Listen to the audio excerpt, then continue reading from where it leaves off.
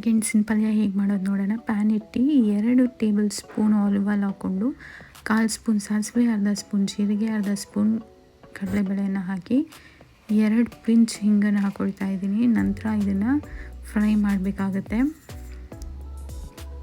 Fry ಮಾಡಿದ ನಂತರ 3 strings of ಕರಿಬೇವು, 2 ಮೀಡಿಯಮ್ ಸೈಜ್ ಆನಿಯನ್ಸ್, 2 ಹಸಿರು ಮೆಣಸಿನಕಾಯಿಗಳನ್ನು ಚಾಪ್ ಮಾಡ್ಕೊಂಡಿರೋದನ್ನು ಹಾಕ್ಕೊಂಡು ಈರುಳ್ಳಿ ಕೆಂಪಗಾಗೋವರೆಗೂ ಫ್ರೈ ಮಾಡ್ಕೊಳ್ಳಿ. ನಂತರ 10 ನಿಮಿಷ ಕುಕ್ ಮಾಡ್ಕೊಂಡಿರೋ ಮರಗೆಣಸು ಮತ್ತು 1 ಟೇಬಲ್ ಸ್ಪೂನ್ ಸ್ಪ್ರೌಟ್ಸನ್ನು ಹಾಕ್ತಾಯಿದ್ದೀನಿ.